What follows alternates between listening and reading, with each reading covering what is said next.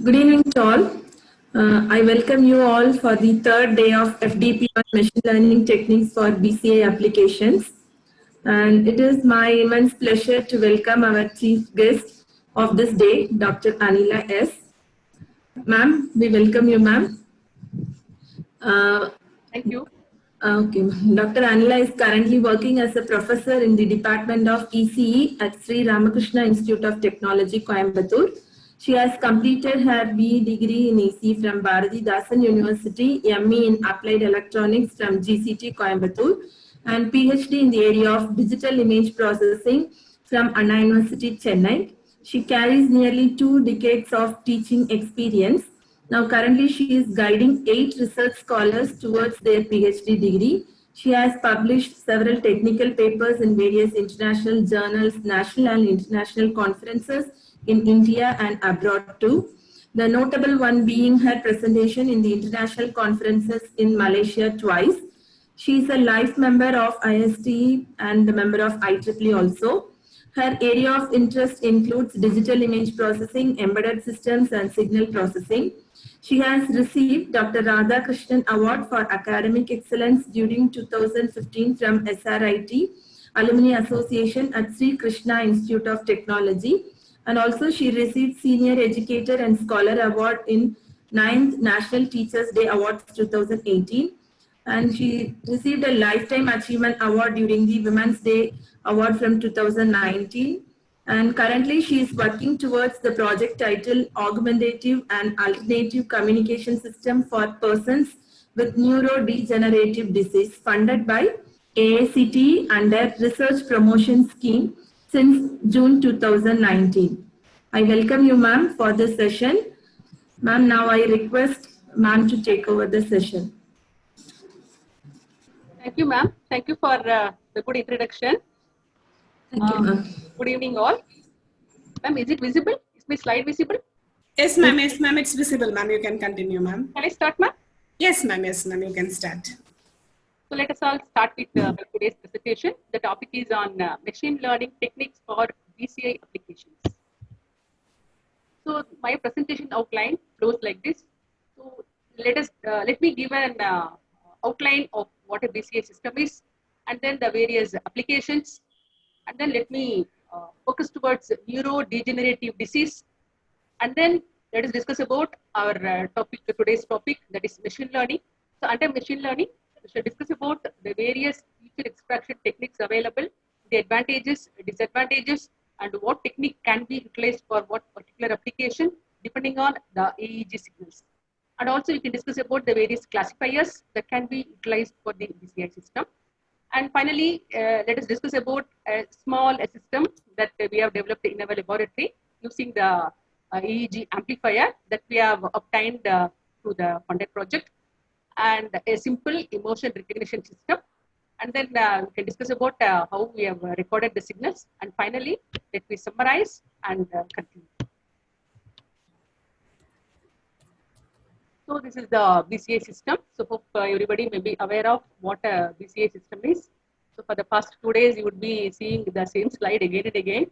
So since the topic is about a BCA system, so I thought of giving a small introduction about a BCA system and then start with the relevant topic that has been assigned to me. So as usual, the BCI system comprises of acquiring the EEG signals, then pre-processing, speech extraction, classification, and finally it goes to the application interface. The application could be a numerous one. So only a few I have mentioned here. So this can be utilized for very numerous areas. So now, so the various applications I have specified here. So it helps the paralyzed patients steer their wheelchairs, or it can be utilized to move a cursor on a screen. And again, it can be utilized for the military scenarios, and also for medical related applications. And also it can be utilized in neuroergonomics and smart environment. So neuroergonomics means the psychological explanation to address the human factor issues, like how the work environment is, how the working culture is. So those things can be learned about these neuroergonomics, again by analyzing the EEG signal that we are capturing through the devices. And again, for neuromarketing. So neuromarketing, we all know, like so it can be like the customer's satisfaction can be understood by seeing their by capturing their EEG signals, whether they are satisfied their respective like respective item or etc. etc. So those things can be understood by means of this neuro marketing, and also for advertisement, and also it can be utilized in education and self-regulation, for games and entertainment, and security and authentication. So again, as I said, it can control a variety of devices like a wheelchair, artificial limb, or a computer application such as a specialized graphical user interface. And again, it can be utilized for environment control system, and also for word processing software. So many applications to be developed. I have listed only a few applications that can be developed with the PCI system interface. So the research, what we are doing into is, we are into developing a communication system, an intelligent communication system for persons with neurodegenerative disease. Neurodegenerative disease, this refers to, so like a motor neuron disease, right? So motor neuron disease. So persons, a few persons are nowadays they're affected with this disease, and our concept deals with developing a communication system for such persons. So now let's see what is this neurodegenerative disease means. So actually, various categories are there. Like it could be a Parkinson's disease, multiple sclerosis, ALS, amyotrophic lateral sclerosis, Alzheimer's, Huntington's, or peripheral neuropathy. So these neurodegenerative diseases are illnesses that results in the death of certain parts of the brain. It occurs when nerve cells in the brain or the peripheral brain system lose their functions over time, and ultimately they die off. So I have shown you this small diagram. So the left-hand side, the diagram shows a healthy neuron. The right-hand side shows a damaged neuron. So ultimately, it results in the death of the nerves. So now the scenario, so current scenario, not the current scenario. I have taken this statistics in 2014. The World Health Organization, it says around 10 million persons are affected with this disease, that is ALS, and around 2,500 cases are reported every year. And among the disabled community, the 27.8% of them are either affected in mobility or speech, because the human disease affects most of the things according to the severity. It can be less severe, or sometimes it can be more severe. Mostly it affects the voluntary muscles. Okay. So the current scenario to aid such persons, like so many techniques have been developed. One of the techniques would be like a BMI SE, we call this as speech communication, and a wheelchair navigation, and brain's electrical activity can be measured using the change in oxygenated blood. So accordingly, we can aid them, we can help them. Right? Whether he needs a thing or whether he doesn't need a thing, neither we can assess. So again, ALS, talk about ALS. So immediately we can think of like Stephen William Hawking. He's a cosmologist, and everybody are aware of this great scientist, right, who has been diagnosed with the disease at a younger age, and he lost all the control of the voluntary muscles, and he was into the wheelchair till his death. That happened in 2018, but still he didn't take that as a disease, and he has done so many research, and the disease didn't stop him from learning or doing the research. So again, it's a rare disease, and it mainly involves the affects the nerve cells that are responsible for controlling the voluntary muscle movements. Mostly it affects the voluntary muscle movements. And again, as I said, it is one of the disorders known as motor neuron disease. And again, it leads to the death of the nerve cells. And again, the ALS is incidence of like 1.5 to 2.7 per 1 lakh per year. So the average age onset is between 55 and 65 years in the Western countries. Whereas in our India, it seems to be a decade earlier. It happens 1 decade earlier, around 45 to 55. So they are diagnosed, and the statistics says.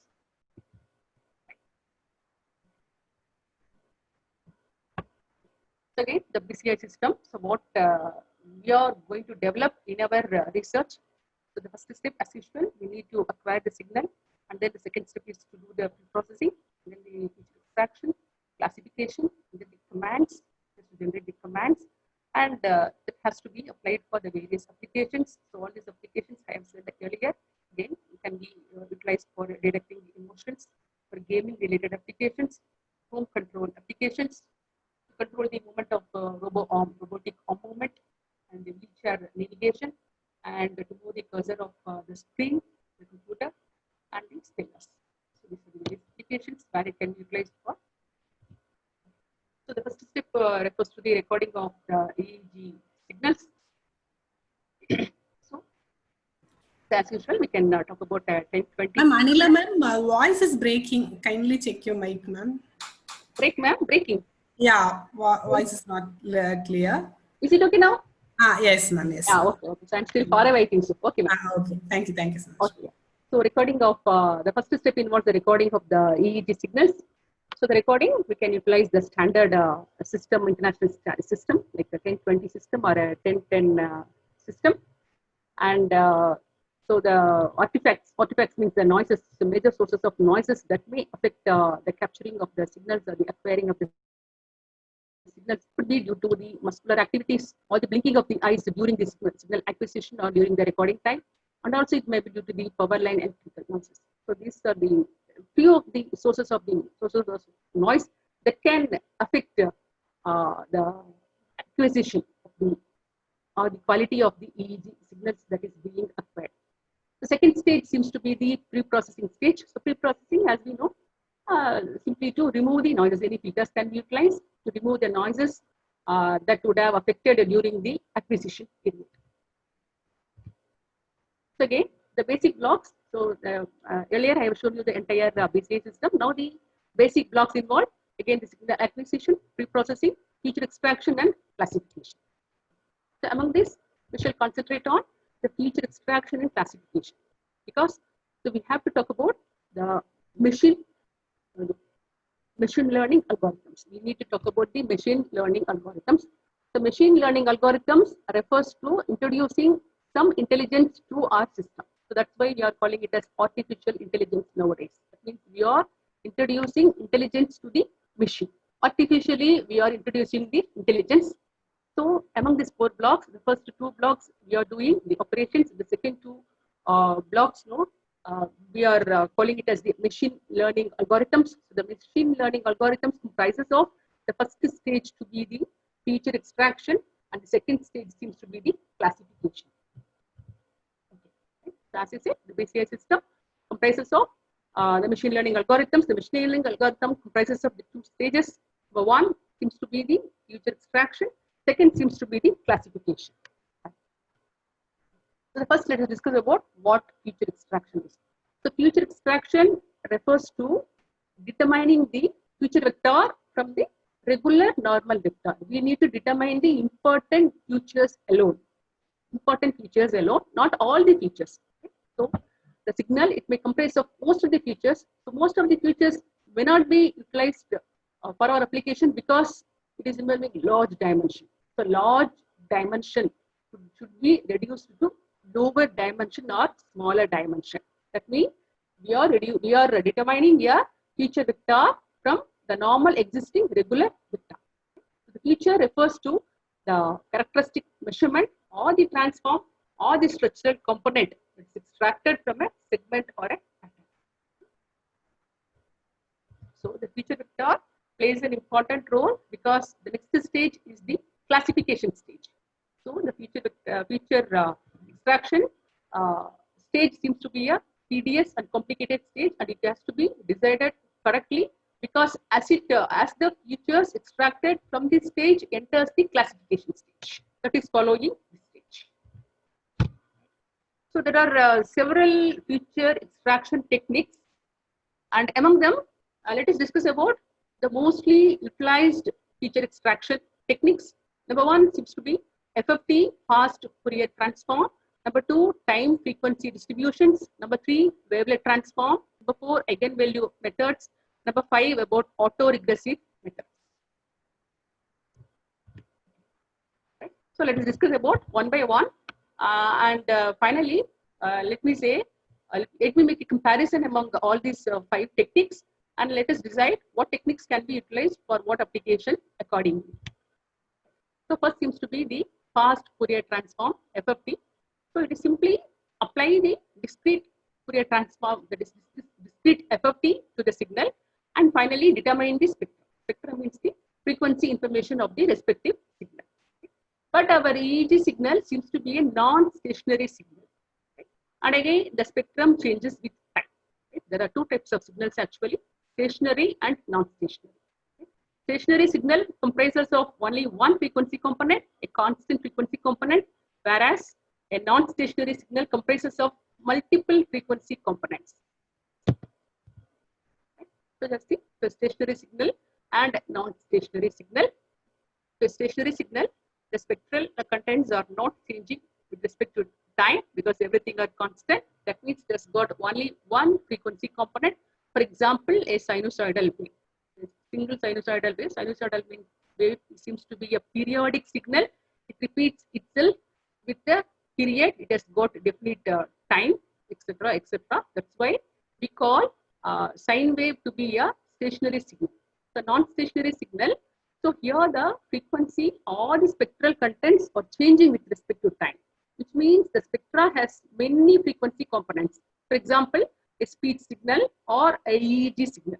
So our consideration is mostly with respect to EEG signals. So EEG signal comprises of many frequency components, not only one frequency component. That's why we are classifying EEG signal under non-stationary signals. I have shown an example. So the left-hand side, it shows a single tone sine wave. Single tone sine wave, we can easily see it has got one frequency component. It has got a definite frequency, only one frequency. The right-hand side shows the spectrum, magnitude spectrum of the respective signal. The spectrum, x-axis shows the frequency information, and it shows the frequency component. Only one frequency component has been shown here, which means this is a stationary signal. So this is an example for a non-stationary signal, right? Which means multi-tone sine wave. Many sine waves are there, not only a single sine wave, multi-tone sine wave. So many sine waves that have been sampled at various frequencies are shown here. That is in the left-hand side. And in the right-hand side, I have shown the spectra. So spectra of every single component that is being present in the signal. Right? So you can see. So the figure number 1, figure number 2, 2 frequency components, figure number 3, some 3 frequency components, and figure number 4, one frequency component. So multiple frequency components are present in a non-stationary signal. That's why we call it as non-stationary signal. And EEG signal again is an example for a non-stationary signal. And number 2 is time frequency representation, because our Fourier transform, that is the FFT, fails when it is being applied to non-stationary signals. Right? It can be applied only for stationary signals. So since our EEG signal comprises of many frequency components, right? Multiple spectral components, multiple spectral information. Right? So we have to talk about other techniques. So the other technique seems to be the time frequency representation. We call it as TFR, or sometimes we call it as TFD, time frequency distribution also. So as I said, the drawback of Fourier transform has been mentioned here. And now the solution to rectify that problem seems to be like applying a windowing technique. The same FFT can be taken, right? So prior to which we can apply a window, and we call that Fourier transform as short time Fourier transform, STFT. Right? STFT is a type of time frequency representation. That is why I have classified that under the second technique, time frequency representation. So as we can observe from this one, so I have the actual signal, and we have taken the segments separately. The signals have been separated by means of windows, and for every separated signal, FFT is applied. And finally, I am determining the frequency information from the signals.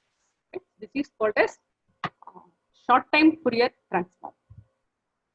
So the short time Fourier transform, the formula to determine the short time Fourier transform for any signal is given by like this: summation of k equal to 0 to L minus 1 x of k, w of k minus m, e power minus j 2 pi nk by L, where x of k is the signal, the original EEG signal, the raw signal. X of k is the signal, and w of k minus m represents the window.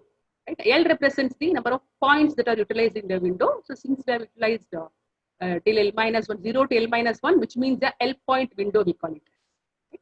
So, so now we have the signal x of k multiplied by the window function, right? X of k into w of k minus m. And finally, we have summation k equal to 0 till minus 1. Everything is multiplied with e power minus j 2 pi nk by L, which means we are taking the Fourier transform for the product x of k into w of k minus 1, as I have shown in the previous slide. Right? So the first technique, we are taking only the FFT. So now I am multiplying it with the, by means of a window, and then finally I am taking the Fourier transform. So this is how we have to determine the spectral information. So the topmost, so we shall talk from the top to bottom. So the first one shows the signal that has been captured for 1 second. Right? So let us assume this has been captured for 1 second. This is 1 second EEG signal. Right? And next I have the windows. Right? I have windowed it. I have utilized STFT. I have utilized STFT, short-term Fourier transform. That means I have windowed it.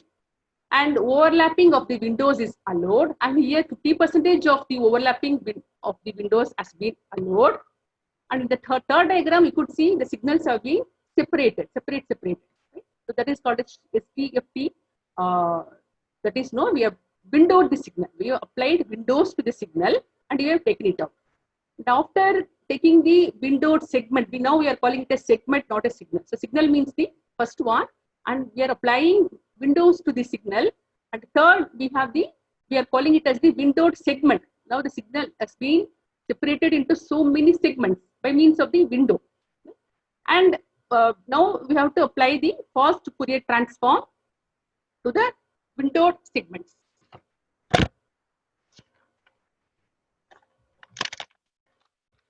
Now, the 1 second EEG signal has been transformed into the after FFT.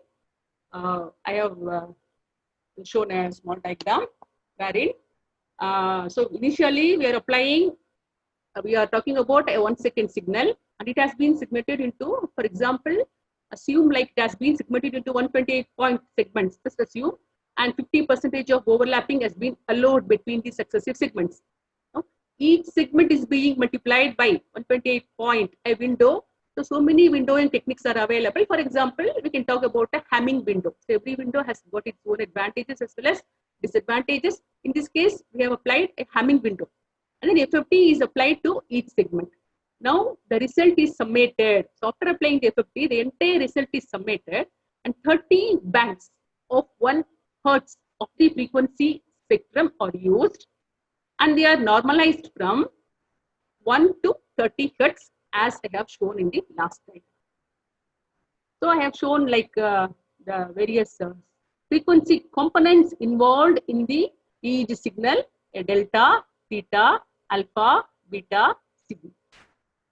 Right? In the various frequency ranges also I have shown, and mostly we will be talking about the frequency components involved in the EEG signals. That is below 30 only. So more than 30, we don't talk about. Most of the brain signals are within the frequency range of 30 only. So that's why I have restricted to 30 hertz. Now I have shown the various frequency components along with the diagram. So the delta wave, theta wave, alpha wave, beta wave, and the gamma wave. And the frequency component. So delta wave seems to be the very, very low frequency component. Right? The frequency range is between 0.5 to 4. And the characteristic seems to be it is a very, very slow wave, and it is mostly happens during when our mind is too calm. When our mind is too calm, probably we may be sleeping, or we may be after a deep meditation. So in those stages, we can say there is delta waves are stimulated. And then comes the theta wave, whose frequency range is from 4 to 8 hertz. And this is a slow wave of low frequency only. And again, alpha wave, it is between 8 to 13 hertz, and it seems to be some fast wave, and it happens mostly during relaxing only, something like relaxing, but not sleeping or mind is not very calm. And then comes the mostly most of the situations when we capture our EEG signals, we used to observe the alpha signals only. And beta seems to be the frequency ranges from 13 to 30 hertz, and it's a fast wave high frequency. And this is mostly happening during psychical activity, which means we are doing some working environment, or like heavy works, or during cycling. So in those time, no, these beta waves can be stimulated. And finally, the gamma, so 30 to 40. So this is a very, very fast wave and high frequency. This happens mostly during our stress mechanism, when we're stressing ourselves and we are into a lot of stress and lot of tension, we used to say. So in the stage, no, we can see this gamma waves to be stimulated. So in the previous diagram, I have talked only up to beta, assuming that we are not entering to the stress mechanism. And the third technique of feature extraction seems to be utilizing the wavelet transform. So wavelet transform mostly is utilized for biomedical signals. That's why we are talking about EEG signals, and it is utilized by compressing the respective signal. And it comprises of usually the EEG signal comprises of many points, and the wavelet transform helps us to compress it into very few points. So that is our goal actually, feature extraction.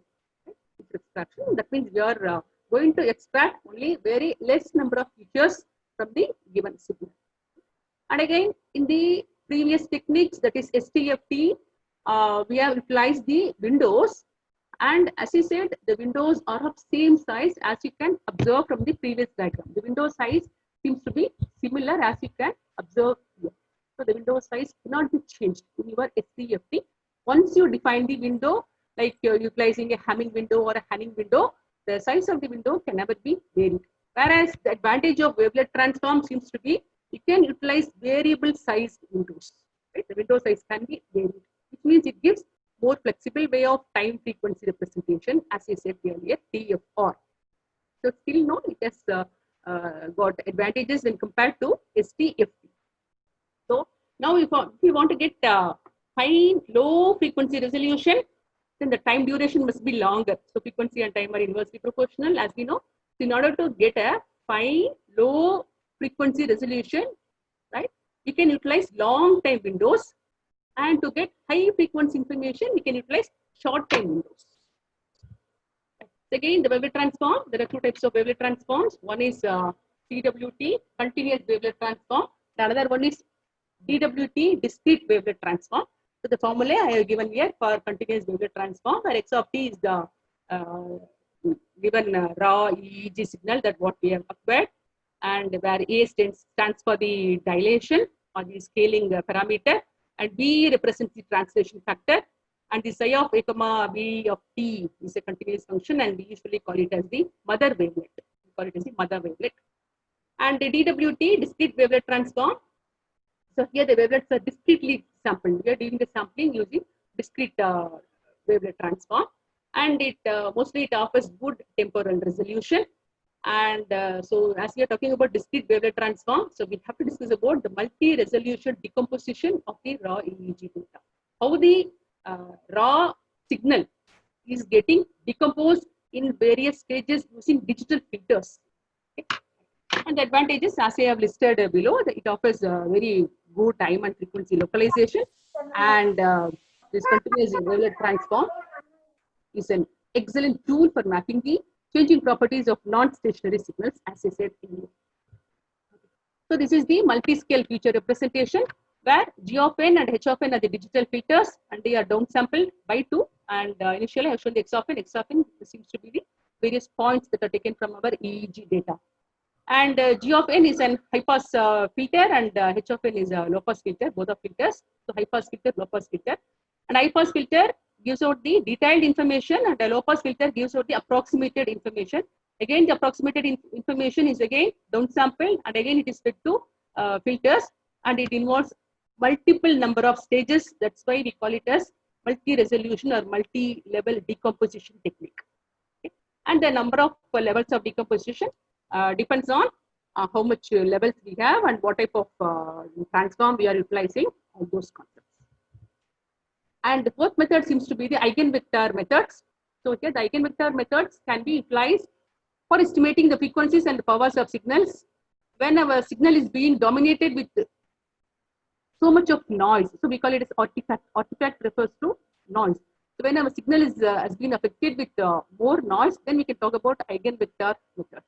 So under eigenvector also we have three techniques. One is Pisarenko, and second one is multiple signal classification, that is music we call, and third one is minimum norm technique. So first we shall discuss about what the Pisarenko is. So this Pisarenko method of eigenvector evaluation that is used to evaluate the PSD, that is the power spectral density. The mathematical expression to express the same I have shown here, where AK is the filter coefficient and M is the order of the filter. And yeah, so we can take the eigenvectors that are corresponding to the minimum eigenvalue. So that is the advantage behind this Pisarenko method. We are not going to consider all the eigenvectors. We are only going to consider the vectors corresponding to the minimum eigenvalue. So that can be determined using this expression that I have shown here.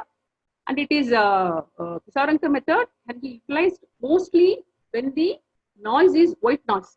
So I have said earlier, the eigenvalue technique can be utilized whenever EEG signal has been corrected with noise. That is, noise is mostly dominating. That is your artifacts. And the two, when you are talking about white noise, so many types of noises may affect our EEG signal. So now the types of noise seem to be the white noise. So white noise means we call about it involves multiple frequency components, but still the power spectral density seems to be constant. In those cases, we can say that is a noise. So when there are multiple frequency components, then power spectral density may not be a constant one. When multiple frequency components, that is random signals are involved, the random signals can be the noises. And if it says the PSD is constant, then we can call that as a white noise. So when mostly white noise is dominating, we can use this technique of eigenvalue method to determine the feature extraction. Second one is multiple signal classification, that is music method. Right?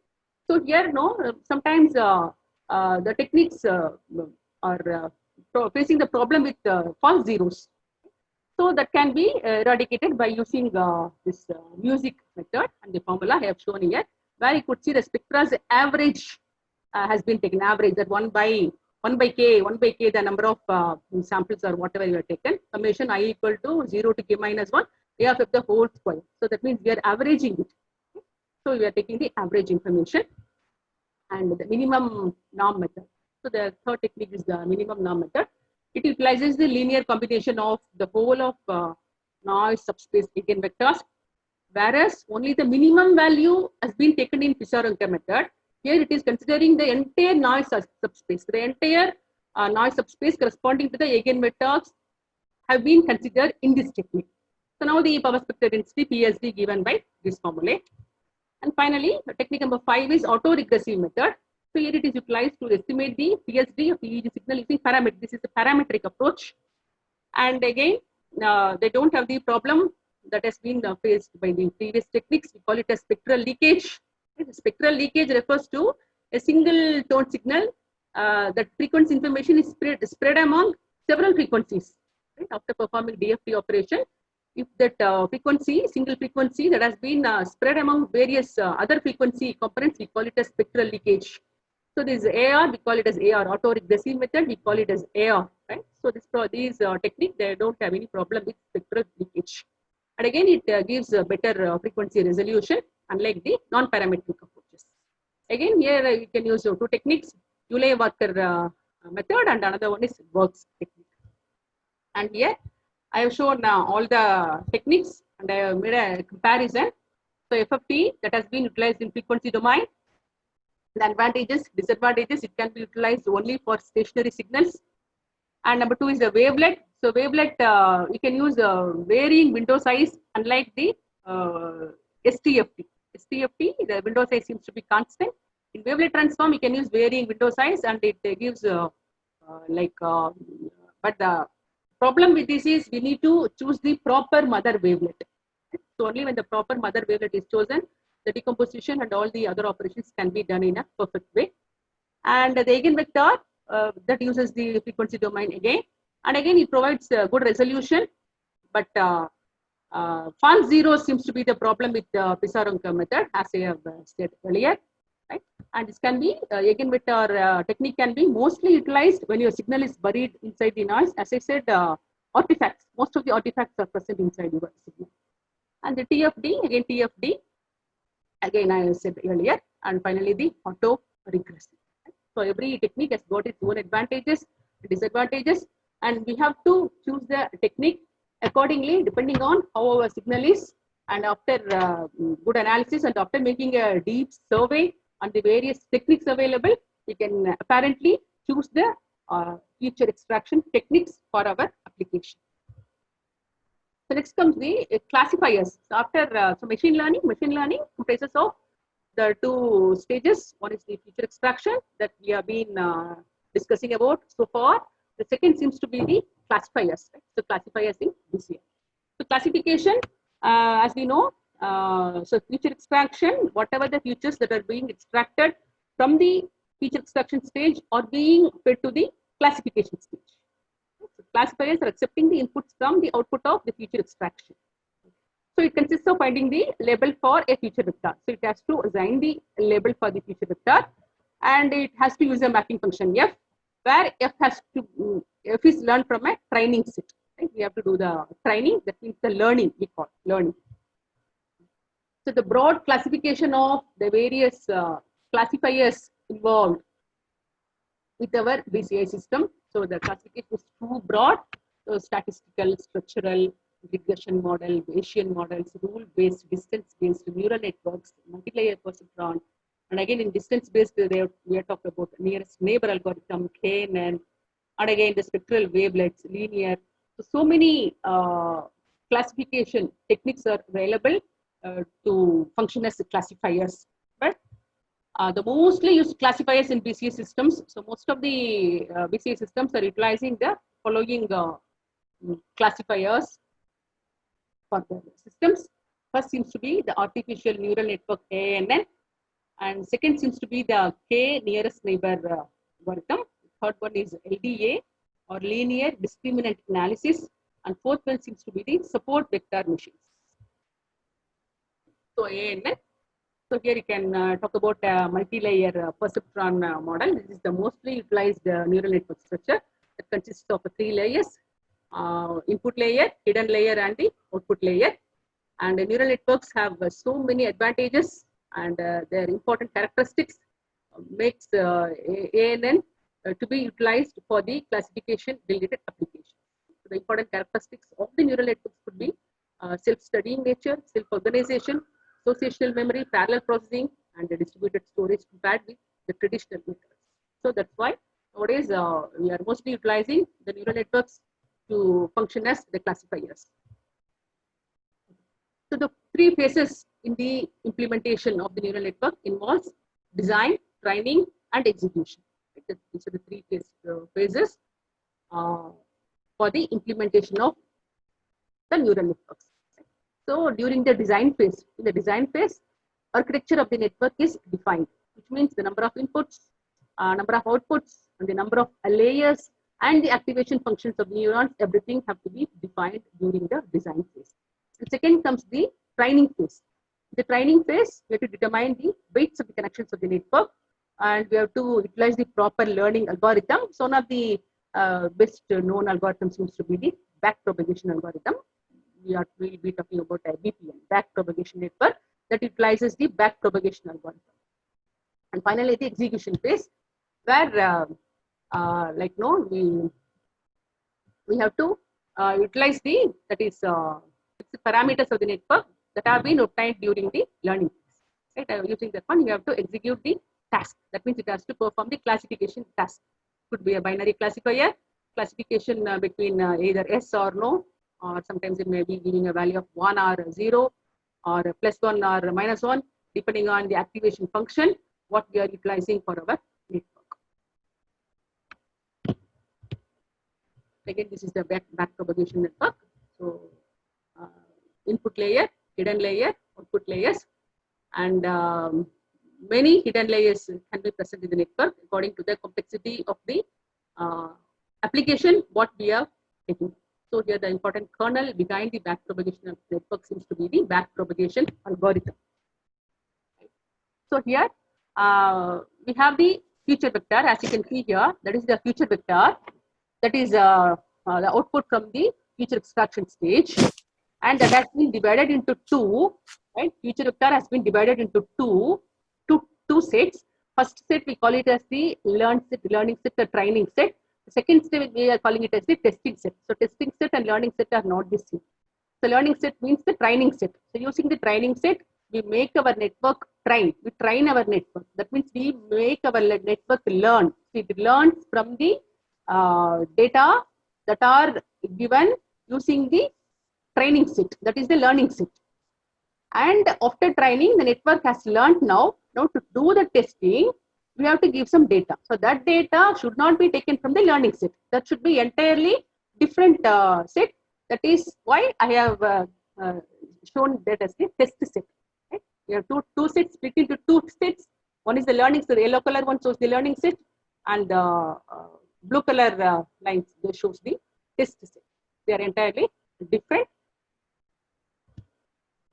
The next classification technique seems to be the k nearest neighbor technique. So here you can see from this diagram. So before k and then before applying the k and then k nearest neighbor, we call it as what is happening, and after applying k and then what is happening. So in this algorithm, the classifier, what it does means it assigns a future vector to a class based on its nearest neighbors. Based on its nearest, checks for the nearest neighbors and assigns the class to the respective unknown data. For example, see the first diagram. So we have two categories, two classes, category A and category B, and you have a new data point there. Since the new data point is after applying the k in an algorithm, right, and the data point has been assigned to category A, that we can observe from diagram number 2. So the next technique seems to be the linear discriminant analysis. So the linear discriminant analysis, it utilizes the probability density function for its operation, and it is very simple to utilize, and the computational complexity is also lesser in this LDA, and it works well, right, when it mean has been utilized, and for variance it is sometimes it may fail. Mean of the data, the variance of the data, mostly we will be talking. And LDA is mostly utilized to classify the pattern into two classes, that is for binary classification. For multiple classes, sometimes it is very difficult to apply, or it has to be again built in another way to extend its application for multiple classes classification. Again, the linear classifier. So the pair x comma y, where x belongs to x, and we need an output y belongs to y. So we have to utilize a function f such that every element of x belongs to every element of y, which means it's a linear classifier. Right? And there's a small diagram I have shown here. So a linear classifier has the form f of x is equal to w transpose x plus b, where w seems to be the weight vector and b is the bias. And in the first case, f of x is less than 0, that is one class. And second, we have f of x greater than 0, that is the second class. So I have shown below, the output can be assigned a value of 1 if f of x, that is w transpose x plus b, is greater than 0, and minus 1 if it is the other. So I have shown two cases here. So the problems, the problem could be a linearly separable problem, which means a simple hyperplane can separate the classes into two. In the top, I have shown two problems, two diagrams, where a simple hyperplane easily separates the classes into class A, class number 1 and class number 2. Whereas in the second diagram below, here a single linear hyperplane or a linear classifier cannot make the classification, because even if you draw in a hyperplane, the red color class is present in the blue color cluster of classes. So a single linear hyperplane may not be able to do the classification. So the problem we call it as the linear inseparability problem. You are not able to do the separate them. So mostly the real world problems are linearly inseparable. So a single hyperplane cannot separate the classes into two. So we need a solution to this one. So the one of the important solution seems to be like we can map the data to higher dimensional space, and we call that as a feature space. So initially we had the original input space. Now we can map it to higher dimensional space, and we call that as the feature space. So as we have shown here.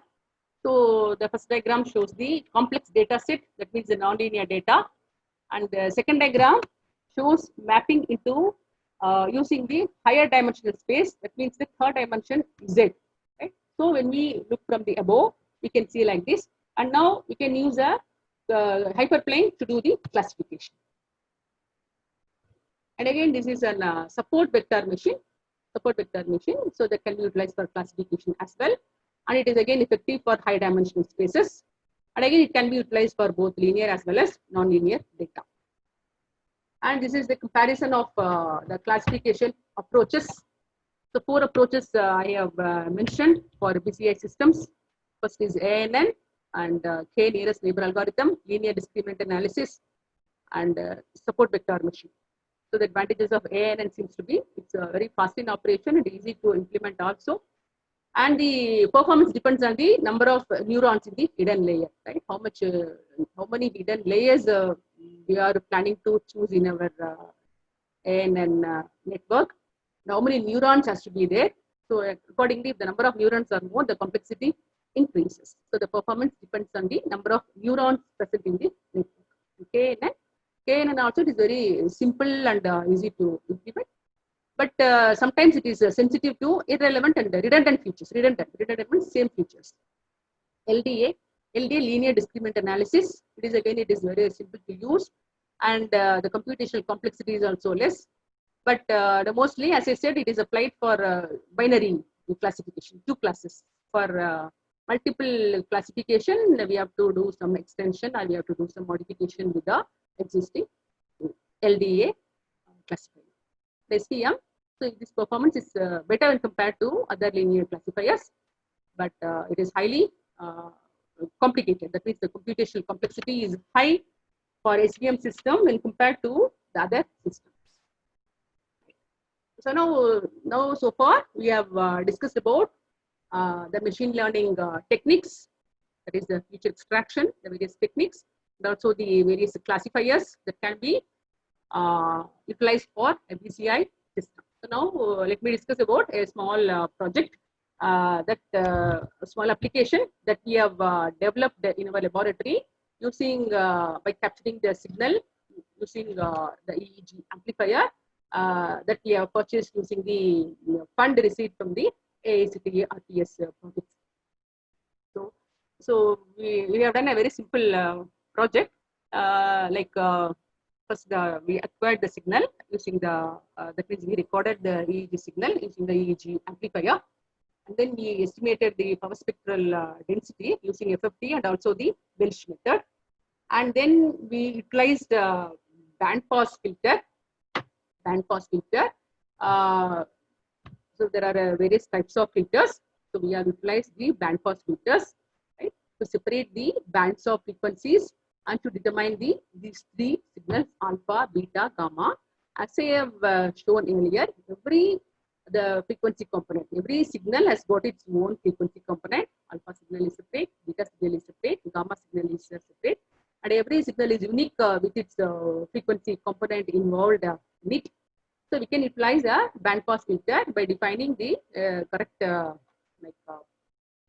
stop band and pass band. The frequencies can be defined, and with that we can extract the alpha, beta, and gamma signals. And here I have utilized, so the next stage is we have to go for a classifier.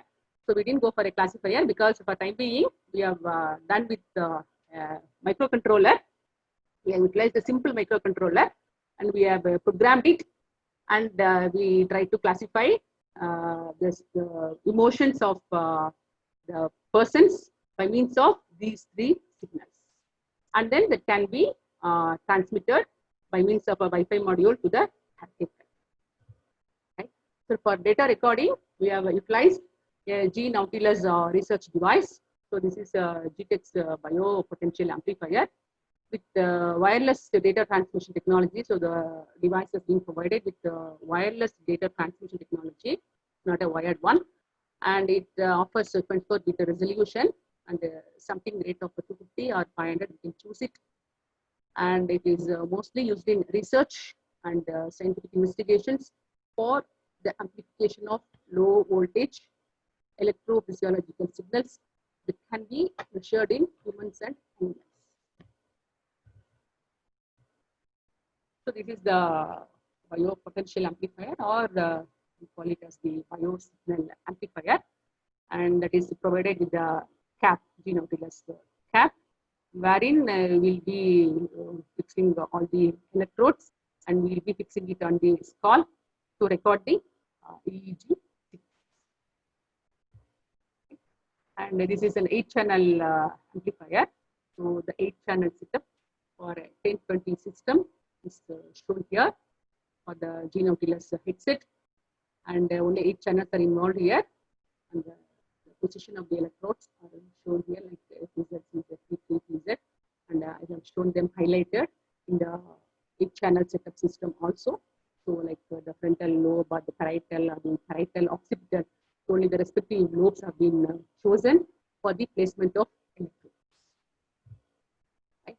Now the signals, so this is the raw EEG signal that has been captured from the device, and then we try to estimate the power spectrum using FFT method, power spectrum density utilizing the fast Fourier transform method.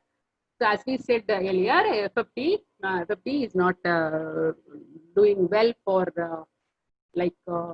non-stationary signals. So that's why we can see the power spectrum density is like it is looking too noisy one. So to do the analysis, I cannot do any analysis with this PSD. So we have utilized Welsh method. You utilize a Welsh technique, like an technique, wherein I have utilized the power spectrum. So you could find the difference between the previous diagram and this diagram. So here I can easily see the information without any noise. It is a good quality output that is obtained using the Welsh method, and using this power spectral density values, the various frequency informations, we can use the bandpass filters with the cutoff frequencies of 2 to 8 Hertz, 0.1 to 10 Hertz, 0.1 to 20 Hertz, 0.1 to 30 Hertz, and 0.1 to 40 Hertz. So these frequencies are chosen as the cognitive activity. So outside 3 to 40, 3 to 30 itself, no, that is rarely happens. So this is the allowable frequency ranges of the various EEG signals captured from our brain. Okay.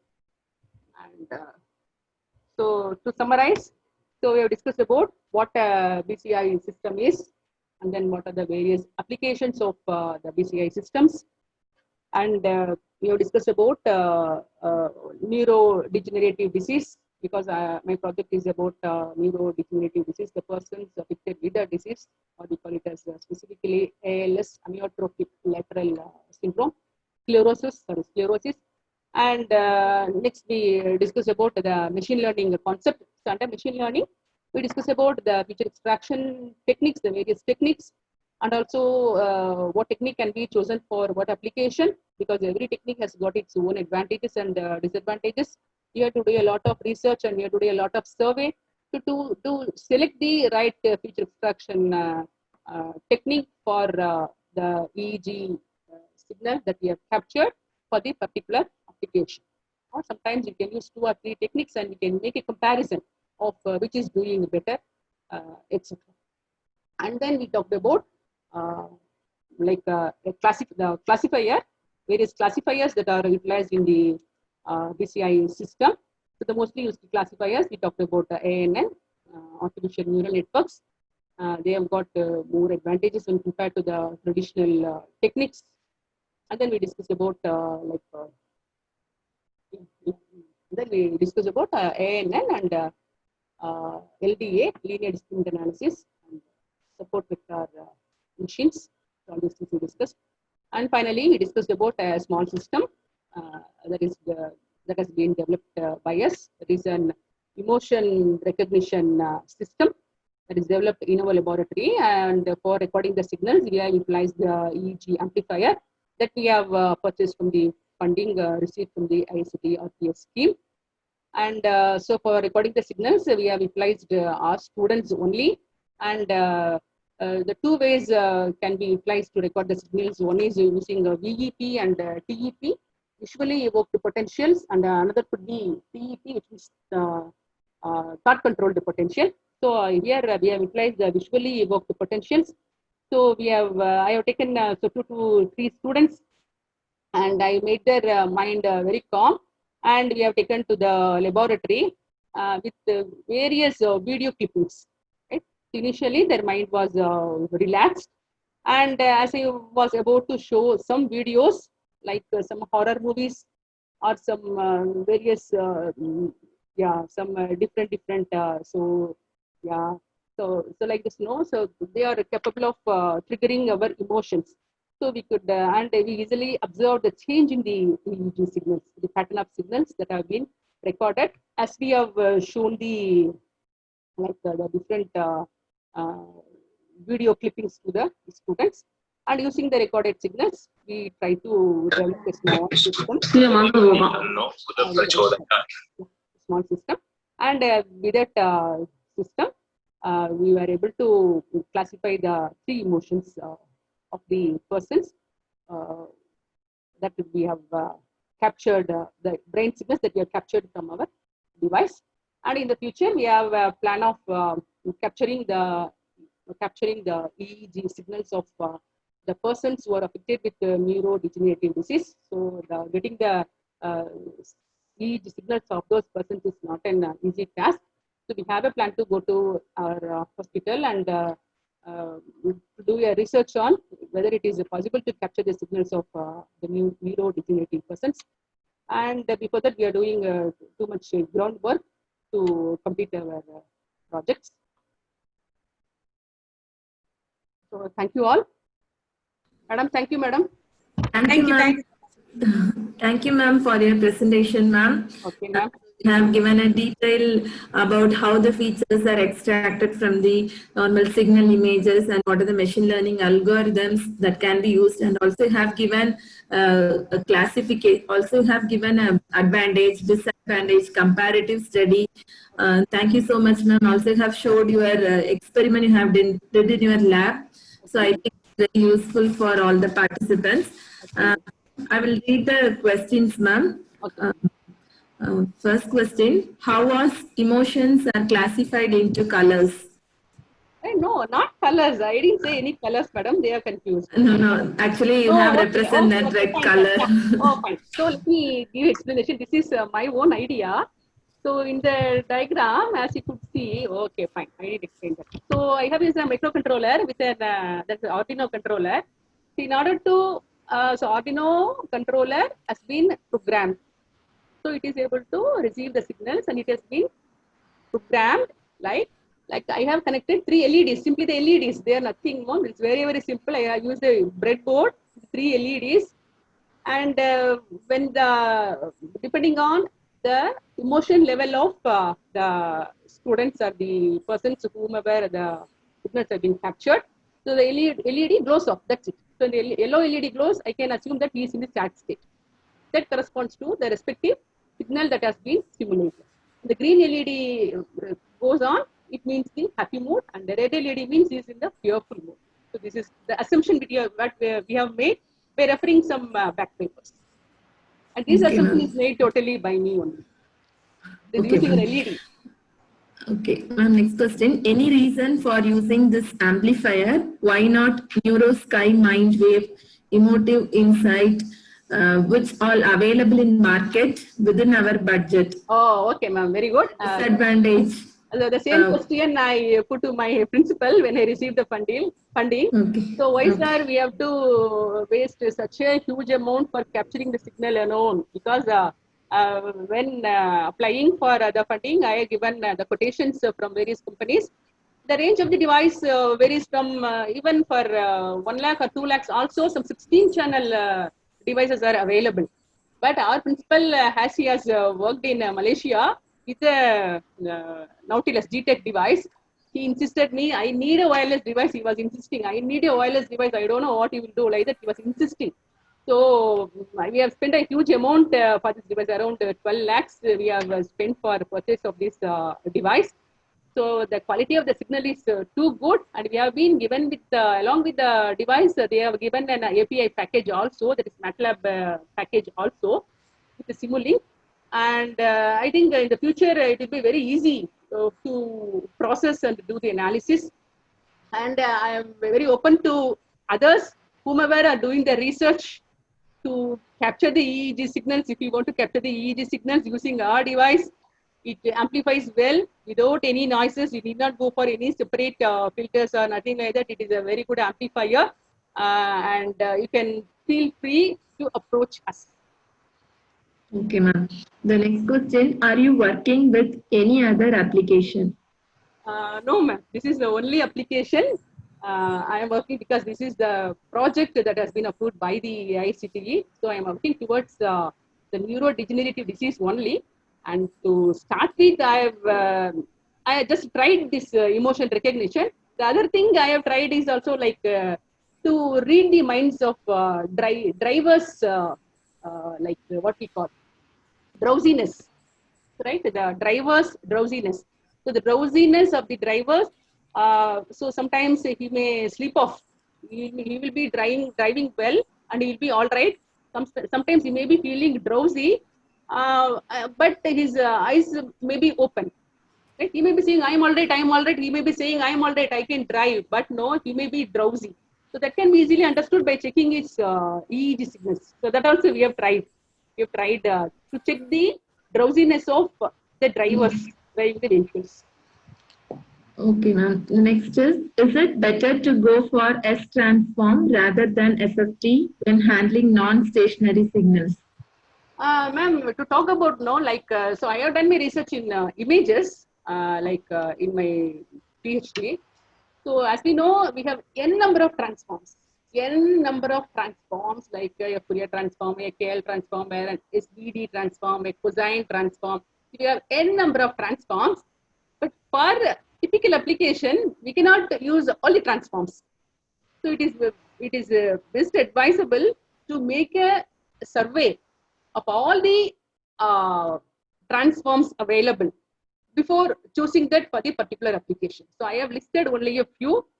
So for EEG, we can very well compare with an FFT, right? So my best advice is to do a lot of research or a lot of survey with the available transforms, because there are n number of transforms. Every transform has got its own advantages as well as the disadvantages when talking about the application. So it is up to the user to make a good study and to choose the transform for their application. Thank you, ma'am. I think it's there is no other questions. Okay, ma'am. Thank you for your time, precious time you have spent with us, ma'am. So now, Grace, ma'am. Thank you, ma'am. Thank you. Thank you. I don't know whether I have met the satisfaction of what you expected. Thank you, ma'am. Thank you. Really is a wonderful session, and you have given an overall insight about all the feature extraction techniques, and also have covered, and also have discussed with an application. So really, thank you so much for your valuable session. Thank you so much, ma'am. Okay, ma'am. Thank you. Thank you so much. Thank you. Thank you so much, ma'am. Thank you. Now I would like to thank everyone, all the participants. And also, I would like to thank God Almighty for enabling us to conduct this FDP. And normally, in BCI, the number of people doing research is very less. So that's why I thought this knowledge should be shared. And it's a very interesting area of research to be done. And if you are really interested, actually, you can think of this area, and a lot of scope is there.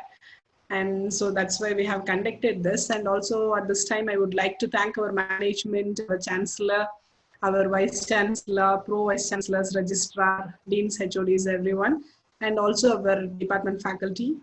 And mainly, I would like to thank our co-PIs. Actually, we are doing a project, and our co-PIs are Dr. Kumuda ma'am, Dr. Anita ma'am, Dr.